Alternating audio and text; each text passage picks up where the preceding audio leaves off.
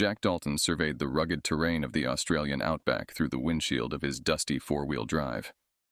As a seasoned wildlife ranger, his days were typically filled with routine patrols and occasional rescues. However, today was shaping up to be anything but ordinary. The calm of the late afternoon was shattered by a brilliant streak of light that sliced through the sky, drawing a direct line to the horizon where it ended in a spectacular crash. Jack's instincts kicked in. Grabbing his radio, he called into the ranger station. "Hey Liz, it's Jack. I just saw something. Big. It came down in the north sector. I'm heading there now to check it out." "Copy that, Jack. Be careful." Liz's voice crackled back, tinged with concern. As Jack drove towards the site, the setting sun cast long shadows over the land, highlighting the reds and oranges of the earth. When he arrived at the crash site, the scene was one of chaos: smoldering earth, scattered debris, and the remains of what was clearly not any conventional aircraft. Jack approached cautiously, his eyes scanning for movement. That's when he noticed her, a figure, barely conscious amidst the wreckage. Her skin shimmered with a subtle luminescence that seemed out of this world, and her hair was the color of deep space. "Hello, can you hear me?" Jack called out gently, approaching with his hands raised to show he wasn't a threat. The alien girl looked up, her eyes widening with a mix of fear and confusion. She attempted to move but winced in pain. "It's okay, I'm here to help," Jack said, slowly edging closer. He stopped a few feet away, not wanting to intimidate her further. "My name's Jack. What's yours?" The girl studied him for a moment before whispering something unintelligible, her voice melodic and strange. Jack smiled reassuringly. "I don't understand, but we'll figure it out. Let me help you." He reached into his pack for a water bottle and offered it to her. Tentatively, she accepted, her hand brushing against his. Her touch was cool, almost ethereal. "Kayla," she said suddenly, pointing to herself. "Kayla," Jack repeated, nodding. "Beautiful name. Okay, Kayla, let's see about getting you some help." Jack gently checked her for injuries, finding a few cuts and bruises, but thankfully nothing seemed broken. He helped her to her feet, supporting her weight as they walked back to his vehicle. As they drove back towards the ranger station, Jack tried to make her feel at ease. "You crashed in the outback, Kayla. It's pretty remote out here, which is probably for the best. We need to figure out where you came from and why you're here. But first, let's get you safe and sound." Kayla looked out the window, her expression one of awe and slight fear as the vast landscape sped by. She spoke again, her language musical and flowing, but the meaning was lost on Jack. "Don't worry, we'll sort it all out," Jack reassured her, not knowing exactly how they would communicate effectively, but determined to try. "You're safe with me." As they neared the station, the last light of day dipped below the horizon, enveloping the outback in darkness. Jack felt a new chapter in his life had just begun, one that was as mysterious and unexpected as the new companion sitting beside him. By the time Jack pulled up to the ranger station, night had fully descended over the vast expanse of the outback. The small building, usually a beacon of solitude in the wilderness, tonight felt like the center of an unfolding mystery. Jack helped Kayla out of the vehicle, her steps hesitant under the weight of uncertainty and injury. Inside, the warm glow of the station's lights and the familiar clutter of maps and radio equipment seemed to offer some semblance of normalcy. Liz, the assistant ranger, stood up abruptly, her eyes wide with surprise as Jack guided the alien girl in. "Jack, what is this?" Liz asked, her voice a mix of concern and curiosity. "This is Kayla," Jack introduced. "She needs our help, Liz. Had a bit of a rough landing." He tried to keep the mood light, but the gravity of the situation wasn't lost on either of them. Liz nodded, her professional demeanor kicking in. "Right, let's get her settled. There's a cot in the back room. I'll grab some blankets and a first aid kit." As Kayla was made comfortable, Jack pulled Liz aside. "I think she's, well, not from around here. From much further away," he whispered, ensuring Kayla couldn't overhear. Liz raised an eyebrow, her mind racing to catch up with the implications. "You mean, like, not from Earth?" "I reckon so," Jack confirmed. "We need to figure out what to do next. But first, she needs to rest, and we need to establish a better way to communicate with her." Back in the main room, Kayla sat on the cot, looking around with an expression of wary fascination. Her eyes lingered on the maps pinned to the wall, and she pointed to them, murmuring something in her lyrical language. "Seems like she's interested in where she is," Jack noted. "Maybe we start with teaching her some basics, like our names, this place." "Good idea," Liz agreed. They spent the next few hours taking turns sitting with Kayla, pointing to objects and saying their names in English. Kayla repeated the words with surprising ease, her pronunciation nearly perfect after a few tries. Jack pointed to himself. Jack? Jack, Kayla repeated, her voice clear and careful. Liz, Liz then said, pointing to herself. Liz, Kayla echoed, a small smile breaking through her initial apprehension. Encouraged by her quick learning, Jack then took a map and pointed to their location. Australia, he said slowly. Australia, Kayla tried, her accent making the familiar place names sound exotic. As the night progressed, a makeshift lesson in geography turned into a deeper exchange about the stars. Kayla pointed outside towards the night sky, and then to herself. This simple gesture spoke volumes, confirming her extraterrestrial origin without the need for elaborate explanation. From the stars, Jack murmured, his voice a mix of awe and disbelief. Kayla nodded, her eyes shining with a mix of sadness and relief at being understood. She then drew a series of symbols in the dust on the table, each one intricate and alien. This is where you need to go back? Jack asked, trying to grasp her meaning. Kayla shook her head and touched the symbol again, then her chest, conveying that it represented her, not a destination. Her name, maybe? Or something about her? Liz suggested, intrigued by the symbols. We'll figure it out step by step, Jack reassured them both, more to himself than anyone else. As the first light of dawn began to break over the horizon, Jack, Liz, and Kayla shared a quiet moment of understanding. They were at the beginning of something unknown and extraordinary.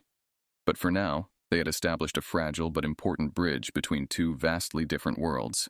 The sun rose over the vast Australian outback, casting long shadows and bathing the ranger station in a warm, golden light.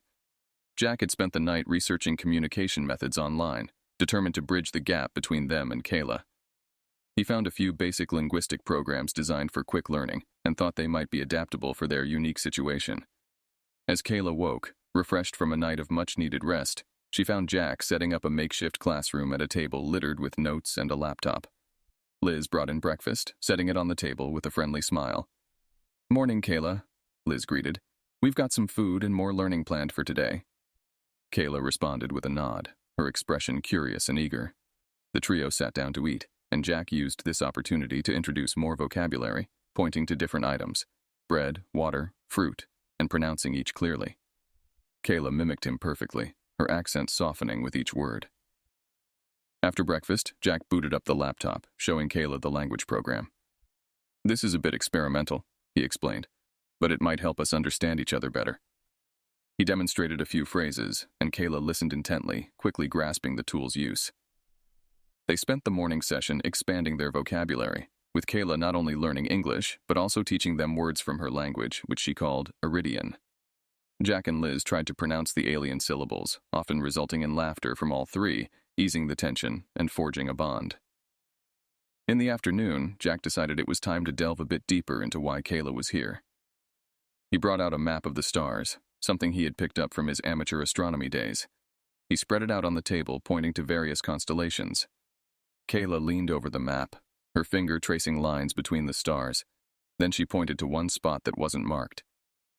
Iridia, she said, her voice a whisper of awe and homesickness. You're a long way from home, Jack remarked softly, trying to fathom the distances involved. Kayla nodded, her eyes reflective. She then sketched a rough diagram of her solar system on a piece of paper, explaining her journey and the political strife that led to her exile. Her world, governed by a regime that valued conquest over diplomacy, had deemed her a dissenter, a threat to their authoritarian rule. As she described her opposition to a war her people were waging against another planet, Jack and Liz listened in stunned silence. It was a story of courage and principle, one that resonated deeply with Jack's own values. Seems like you stood up for what's right, Jack said, admiration in his tone. That takes guts. Kayla smiled, a glint of gratitude in her eyes for his understanding. She pointed to herself and then to Jack and Liz. Friends? She asked, the term new but hopeful. Friends, Jack confirmed with a nod, and Liz echoed him with a smile. The day closed with a newfound respect and understanding among them. As they looked at the stars that night, the sky no longer seemed just a canvas of light but a map of myriad tales, including Kayla's, which was now inseparably intertwined with their own. They had started as strangers from worlds apart, but through the universal desire for connection and understanding, they had found common ground. Now, more than just friends, they were allies in a silent pact to navigate whatever challenges lay ahead together. As Jack, Liz, and Kayla grew more comfortable communicating, their days fell into a productive routine of language lessons and cultural exchanges. Yet, despite the camaraderie and educational progress, Jack remained vigilant. He was aware that Kayla's arrival could have been noticed by others besides themselves, and the potential implications were far-reaching. One afternoon, while Jack and Kayla were reviewing star maps and discussing Iridian technology, Liz burst into the room, her face flushed with concern. "Jack, you need to see this," she said, handing him a tablet. The screen displayed an online news article about a mysterious object spotted by satellite in the remote outback, the same area where Kayla had crashed. Jack's brows furrowed as he read. The article speculated wildly about the object's origins, ranging from foreign military technology to commercial drones gone awry. But one particular sentence caught his eye. Local authorities were planning an expedition to investigate further. "We need to move," Jack stated flatly, looking up at Kayla. "It's not safe here anymore. If they find this place..." Kayla's expression turned serious, understanding the gravity of the situation even if she didn't catch every word. She nodded, her trust in Jack evident. "We go," she said, her mastery of English growing by the day. They packed up essential supplies and equipment, erasing traces of their temporary classroom. Kayla gathered the star maps and tucked them away, along with a small device she had kept hidden until now, a compact data storage unit from her ship containing information about her civilization and its technologies. By nightfall, they were ready to leave. Jack led them to an even more remote part of the outback in his four-wheel drive, an area he knew well from his years as a ranger, but rarely shared with others. The drive was long and mostly silent, each lost in their thoughts about what lay ahead. Finally, they reached a secluded valley surrounded by dense brush and rocky outcrops, a natural hideaway from prying eyes. "We can stay here for a while," Jack said, scanning the area with a practiced eye. "It's off all the main trails, and the satellite coverage is patchy at best." Liz set up a small camp while Jack and Kayla unloaded the gear. Once they were settled, Jack pulled out a map and a satellite phone. "I'm going to call in a few favors, see if we can get some advanced warning about any search teams heading this way." As night enveloped their new camp, Kayla stood looking at the stars, her silhouette etched against the dim light of the campfire. "Jack, Liz," she began, turning to face them. "I know this isn't easy. I bring trouble to you." Jack stepped forward, placing a reassuring hand on her shoulder. "Kayla, you didn't ask for any of this. We're here to help you, and we're in this together. Right, Liz?" Liz nodded, her expression resolute. "Absolutely. We're your friends, Kayla, and we're going to make sure you're safe." Their collective resolve fortified them against the uncertainty of the days ahead. With each star that twinkled above, Jack felt a deeper commitment to their cause, not just to protect Kayla, but to understand her world and perhaps one day help her reclaim her place in it. The new camp, nestled within a secluded valley of the outback, offered a temporary sanctuary for Jack, Liz, and Kayla. Surrounded by rugged natural beauty, the location provided not only physical security, but a serene atmosphere that helped ease the tension of their situation. Kayla, having never experienced anything like the Earth's varied landscapes, was particularly fascinated by the local flora and fauna. Jack, with his extensive ranger knowledge, took it upon himself to introduce her to the natural world of the outback. Each morning, they would explore the surrounding area. Jack pointed out different plants, explaining which were safe to eat and which to avoid. He showed her how to track animals, read the sky for weather, and use the sun for direction. Kayla absorbed every lesson eagerly, her quick learning impressing even Liz, who had seen many trainees struggle with these skills. One afternoon, while they were walking through a particularly dense part of the bush, Kayla stopped suddenly, her attention fixed on a small bush with bright red berries. "These," she said, carefully pronouncing the new words, "are similar to Urali berries on Iridia, used for healing, very powerful." Jack examined the berries she pointed out. "Here we call them Kwandong berries. They're edible and nutritious, but I didn't know they had medicinal properties." Kayla smiled, a spark of excitement in her eyes. "Many plants share properties, even on different worlds. Perhaps I can show you how we use them on Iridia." Back at camp, Kayla prepared a small batch of Kwandong berry paste, mimicking the preparations she used on her home planet. Liz volunteered to be the first to try it on a stubborn cut on her arm. To their amazement, the cut healed significantly faster than usual. "This is incredible," Liz exclaimed, examining her arm. "You could teach us so much, Kayla." As the days passed, their routine also included lessons on Earth's technology and customs for Kayla. In return, she shared more about Iridian culture and technology. This exchange deepened their understanding of each other's worlds, fostering a mutual respect and strengthening their bond. One evening, as they sat around the campfire, Kayla looked up at the stars thoughtfully. "On Iridia, we believe the stars are guides, leading us to our destiny," she shared, her voice tinged with nostalgia. Jack looked at her, then up at the starry sky. "Maybe they led you here for a reason, Kayla. Maybe there's something here for you that you couldn't find anywhere else." Kayla nodded, her gaze still fixed on the heavens. "Perhaps. I feel more at peace here than I have in a long time." Their conversation drifted into plans for the future. Despite the tranquility of their current life, they knew they couldn't stay hidden forever. They discussed reaching out to trustworthy contacts who might help broaden their understanding of the political landscape and possibly aid in securing Kayla's safety permanently. As they retired to their tents that night, the sense of a shared journey was palpable. They had come together under extraordinary circumstances, and now they were united in their quest to navigate the challenges ahead. The stars, ever present and watchful, seemed to approve of their resolve. The tranquil days at the secluded camp allowed Kayla, Jack, and Liz to grow not only in their understanding of each other's worlds, but also in their personal resilience. However, their serene existence was disrupted one crisp morning when Jack spotted a group of hikers approaching from the east. The valley, usually off the beaten path and unknown to tourists, suddenly felt exposed. Jack acted quickly, instructing Liz and Kayla to hide any alien technology or evidence of their camp's true purpose. As the hikers neared, he walked out to meet them, putting on his best ranger demeanor. "Morning, folks," Jack greeted them warmly, hoping his casual approach would deter any deeper inquiries. "Quite a trek you've taken. Not many come out this far." The group, consisting of 4 adventurous souls, returned his greeting with friendly smiles. One of them, a woman with a keen eye, glanced around curiously. "We're doing a bit of a scenic route across the valley. Noticed your camp from the ridge. You folks out here on a scientific expedition?" Jack chuckled. "Something like that. We're studying some of the native flora and fauna. Helps to be away from the usual tourist spots to get proper samples." The explanation seemed to satisfy the group, and after a few more pleasantries, they prepared to continue their hike. However, as they turned to leave, one of them paused, looking back at the camp with a thoughtful expression. "If you don't mind me asking, did you see anything unusual a few weeks back? We heard some rumors about a meteorite or something crashing around here." Jack maintained his composure, smiling. "Yeah, we heard those rumors too. Just a fireball. Nothing found. Probably burned up on entry. The Outback has a way of eating up secrets." The hiker nodded, seemingly appeased by the answer, and rejoined her group as they waved goodbye and moved on. Jack watched them go, a knot of tension easing in his chest as they disappeared over the ridge. Returning to camp, he found Kayla and Liz packing up the last of the visible equipment. "Are we moving?" Liz asked, her voice tinged with concern. Jack shook his head.